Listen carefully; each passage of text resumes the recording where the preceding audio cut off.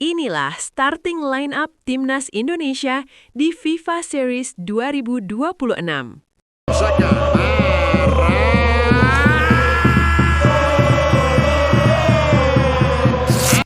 Kegagalan menembus Piala Dunia FIFA 2026 benar-benar meninggalkan luka yang dalam bagi sepak bola Indonesia. Harapan yang sempat membumbung tinggi, kini berubah jadi bahan evaluasi besar-besaran. Tapi sepak bola selalu soal bangkit. Dan sekarang, harapan baru itu bertumpu pada sosok pelatih anyar, John Hartman. Tugasnya tidak ringan, mengangkat kembali performa tim Garuda sekaligus memulihkan kepercayaan publik yang sempat goyah. Ujian pertamanya datang lewat ajang FIFA Series 2026. Indonesia dipercaya menjadi tuan rumah turnamen mini yang digelar 27-30 Maret di Stadion Utama Gelora Bung Karno. Semua mata akan tertuju pada debut Hartman. Apakah ini akan jadi awal yang manis atau justru memunculkan tanda tanya baru? 3 negara dari lintas benua sudah menanti, Bulgaria, Kepulauan Solomon, dan Saint Kitts dan Nevis. Sesuai jadwal, Indonesia akan menghadapi Saint Kitts dan Nevis, sementara Bulgaria menantang Kepulauan Solomon. Pemenang dari masing-masing laga akan saling bentrok di partai final. Secara peringkat FIFA, Indonesia berada di posisi 122, unggul atas Saint Kitts dan Nevis yang ada di posisi 154. Di atas kertas, ini menguntungkan. Ditambah lagi faktor bermain di kandang sendiri. Dukungan puluhan ribu supporter bisa jadi energi tambahan yang luar biasa. Tapi, sepak bola tidak pernah sekedar soal angka. Secara materi pemain, Hartman sebenarnya punya skuad yang cukup mumpuni di semua lini. Namun ada 2 nama yang dipastikan absen karena sanksi, yakni Tom Haye dan Shane Patinama. Kehilangan mereka jelas bukan kabar baik. Artinya, Hartman harus memutar otak mencari alternatif terbaik tanpa mengorbankan keseimbangan tim. Masalahnya bukan cuma soal taktik. Waktu persiapan yang mepet jadi tantangan tersendiri. PSSI berencana mengumpulkan pemain pada pertengahan Maret di Jakarta. Itu berarti Hartman harus bergerak cepat. Ia tidak hanya perlu menentukan starting 11 terbaik, tapi juga menyiapkan berbagai skenario cadangan. Cedera, kartu merah, hingga situasi tertinggal harus sudah diantisipasi sejak awal. Karena di level internasional, detail kecil bisa jadi pembeda antara kemenangan dan kekecewaan. Yang perlu diingat, FIFA Series ini bukan sekedar turnamen uji coba biasa. Turnamen ini secara langsung berada di bawah naungan FIFA, sehingga nama besar PSSI ikut dipertaruhkan setelah kegagalan menuju Piala Dunia 2026 yang berujung evaluasi besar-besaran di jajaran pelatih. Ini momen pembuktian, bukan hanya bagi Hartman, tapi juga bagi para pemain yang ingin menunjukkan bahwa Garuda belum habis. Lalu, siapa saja 11 pemain yang diprediksi akan menjadi pilihan utama dalam era baru John Hartman? Ingat, ini hanya prediksi berdasarkan performa terkini, bukan keputusan resmi. Jadi santai saja, jangan baper. Sekarang mari kita bahas satu persatu kemungkinan starting 11 pasukan Garuda di bawah komando pelatih barunya.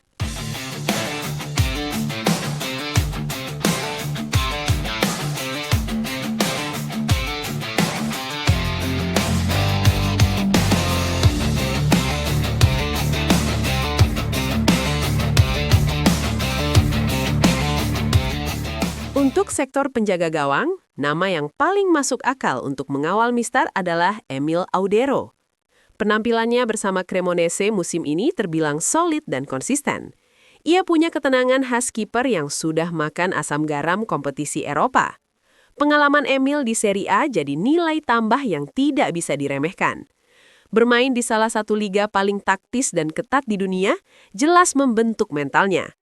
Beberapa kali dinobatkan sebagai man of the match dan bahkan sempat masuk daftar starting 11 terbaik bulanan Serie A, itu bukan pencapaian sembarangan. Itu bukti kualitas. Tak heran jika raksasa Italia seperti Juventus pernah melirik jasanya. Ketertarikan klub sebesar itu menunjukkan bahwa kapasitas Emil memang berada di level elit. Bagi John Hartman, memiliki kiper dengan pengalaman dan mental seperti Emil adalah fondasi penting. Turnamen singkat seperti FIFA Series butuh sosok terakhir yang bisa jadi penenang ketika lini belakang goyah. Pertanyaannya sekarang, mampukah Mas Emil menjawab kepercayaan itu dan menjadi tembok kokoh Garuda di bawah Mister? Jika performanya stabil, Sektor ini seharusnya jadi salah satu titik terkuat timnas Indonesia.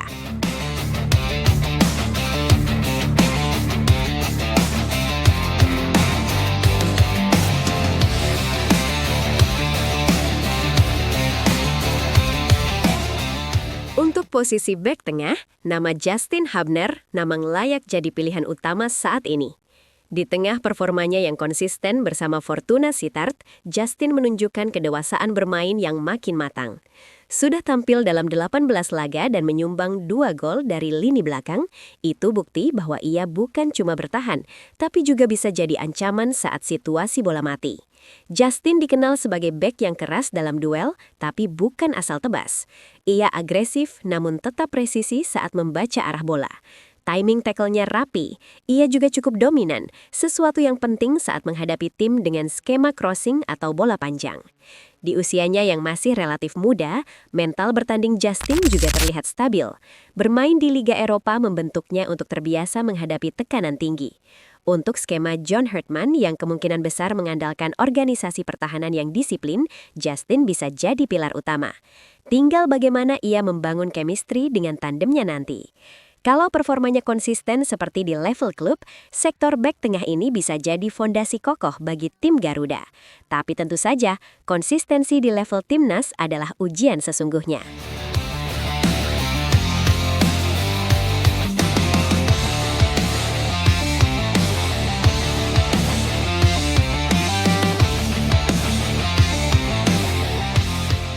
Kalau bicara soal bek tengah, rasanya tidak lengkap tanpa menyebut nama Jay Itzes.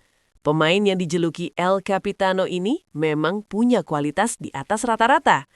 Statusnya sebagai salah satu pemain dengan nilai pasar tertinggi di skuad timnas Indonesia saat ini bukan sekadar angka di atas kertas, tapi cerminan konsistensi dan performanya di level klub maupun internasional. Bersama US Sassuolo, Jay tampil sebagai tembok kokoh di lini belakang dan punya kemampuan leadership yang terasa jelas di lapangan. Julukan El Capitano bukan datang tanpa alasan. Ia punya aura pemimpin yang bikin lini belakang lebih terorganisir. Saat membangun serangan dari belakang, ia juga cukup nyaman mengalirkan bola ke lini tengah. Bek modern memang dituntut tidak hanya bertahan, tapi juga jadi titik awal distribusi bola, dan itu ada dalam diri Jay. Di tangan John Herdman, sektor bek tengah berpotensi menjadi pondasi kuat bagi kebangkitan Garuda. Tinggal bagaimana keduanya menjaga konsistensi dan membangun chemistry yang solid saat turnamen nanti.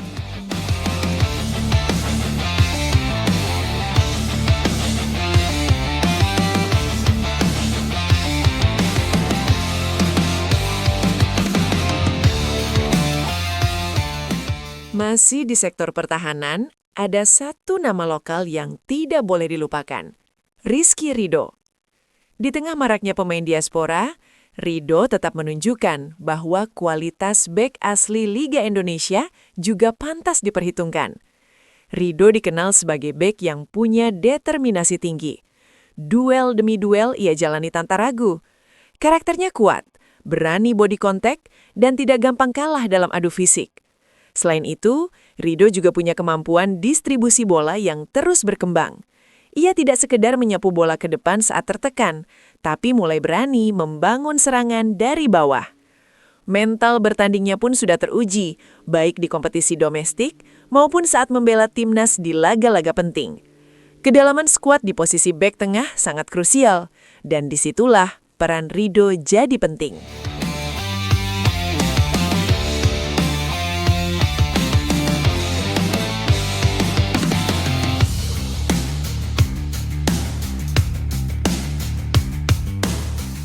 Untuk posisi wingback kanan, nama Kevin Dix jelas jadi kandidat kuat. Saat ini, ia sedang berada dalam top performa bersama Borussia Mönchengladbach. 4 gol yang sudah ia cetak dan statusnya sebagai top skor kedua di tim menunjukkan satu hal. Kontribusinya bukan cuma bertahan, tapi juga sangat signifikan dalam menyerang. Sebagai wingback modern, Kevin punya paket komplit.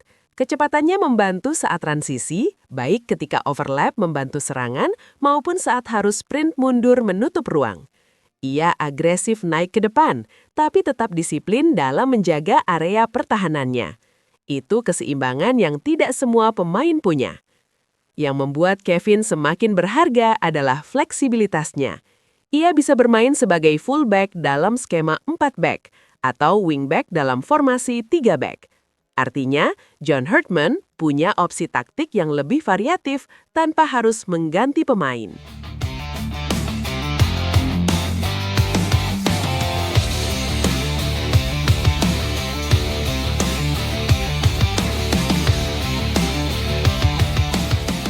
Bergeser ke sisi kiri, ada nama Calvin Verdong yang layak jadi andalan di posisi wingback kiri. Bersama Lille OSC, Calvin punya keunggulan dalam keseimbangan bermain. Saat bertahan, ia disiplin menjaga garis dan tidak mudah terpancing keluar posisi. Dalam fase menyerang, kontribusinya tak kalah penting. Overlapnya terukur, tidak asal naik. Crossing yang dilepaskannya cukup akurat dan sering menciptakan peluang. Ia juga nyaman memainkan kombinasi umpan pendek dengan gelandang atau winger di depannya, membuat sisi kiri terasa hidup dan dinamis. Untuk Calvin di kiri, bisa membuka ruang dan menciptakan variasi serangan.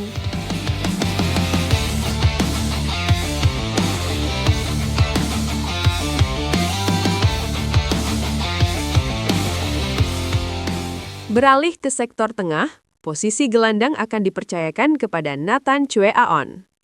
Bersama Willem II, Nathan benar-benar menemukan sentuhan terbaiknya. Bukan sekedar pengisi bangku cadangan, ia kini menjelma menjadi pilar utama yang tak tergantikan.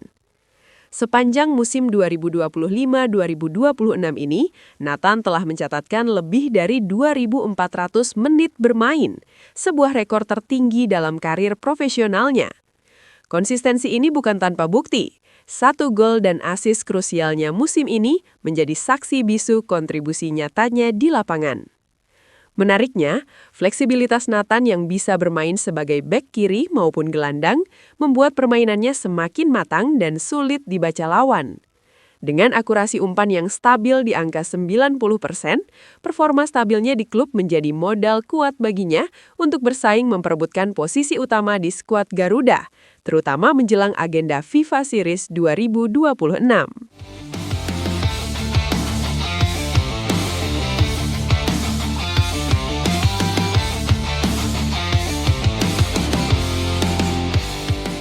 Menemani Nathan di lini tengah, ada nama Eliano Reinders. Eliano membawa standar permainan Eropa ke skuad Garuda. Kecerdasannya dalam membaca ruang dan kemampuan transisi yang cepat menjadikannya sosok yang sangat berbahaya saat melakukan serangan balik.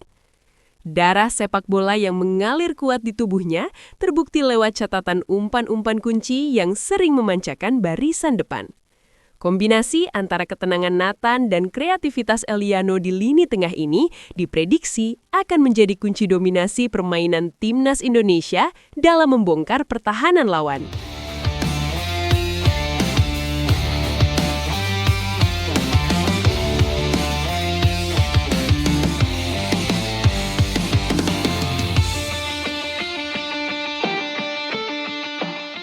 Dan di posisi sayap kanan, ada sosok fenomenal yang sedang mengguncang Liga Belanda, Miliano Jonathans. Bersama Excelsior Rotterdam, Miliano bertransformasi menjadi momok menakutkan bagi setiap lini pertahanan. Bukan hanya sekedar pemberi umpan, ia adalah mesin gol sejati. Musim ini saja, Miliano sudah mencetak beberapa gol krusial yang membawa Excelsior bersaing di Eredivisie. Kemampuannya melakukan tusukan dari sisi kanan dan mengeksekusi peluang dengan kaki kiri mautnya mengingatkan kita pada gaya main winger kelas dunia. Dengan catatan gol yang terus bertambah, Miliano Jonathans adalah jawaban nyata bagi ketajaman lini serang timnas Indonesia. Kehadirannya di sisi kanan akan membuat serangan Garuda kini jauh lebih klinis dan mematikan.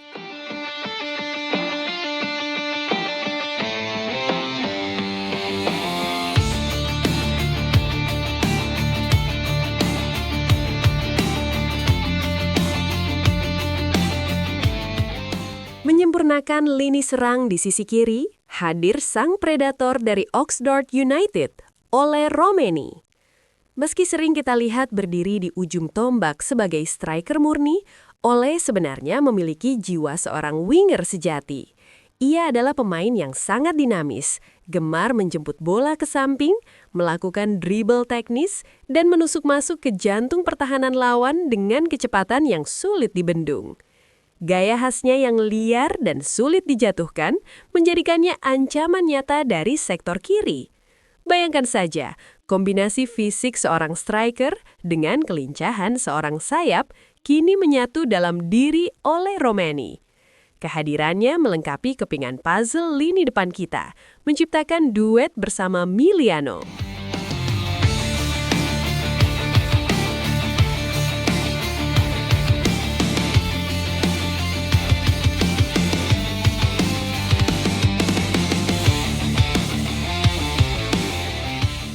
Dan akhirnya, tepat di ujung tombak penyerangan, berdiri sang eksekutor sejati, Mauro Zylstra. Bintang muda ini datang membawa solusi bagi lini depan yang selama ini kita nantikan. Sebagai striker nomor 9 murni, Mauro memiliki segalanya. Postur yang tangguh, penempatan posisi yang cerdas, dan yang paling penting, insting gol yang sangat tajam. Mauro telah membuktikan bahwa dirinya bukan sekedar pemain jangkung, melainkan predator kotak penalti yang dingin. Kehadirannya membuat aliran bola dari Nathan, Eliano, hingga tusukan dari Miliano dan Ole Romeni kini memiliki muara yang pasti. Dengan Mauro Zylstra di lini depan, setiap peluang kini memiliki persentase gol yang jauh lebih tinggi bagi timnas Indonesia.